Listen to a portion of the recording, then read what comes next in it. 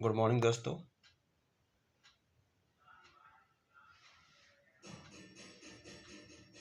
ये भारत का 400 पैसे का डाक टिकट है, यानी 4 रुपये का। ये शुभकामनाएँ यानी ग्रीटिंग्स के ऊपर में समर्पित है। जिन लोगों को डाक टिकट जमा करने का यानी कि पोस्टेज स्टैम्प कलेक्शन करने का शौक़ है, उनके लिए ये वीडियो मैं बना रहा हूँ।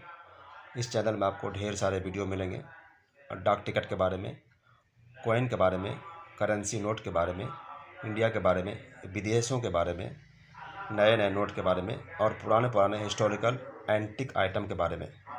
आपको नई जानकारी के लिए मेरे इस चैनल को सब्सक्राइब कर लें ताकि हर नया वीडियो आपको सबसे पहले पहुंच जाए। Thanks for watching this video.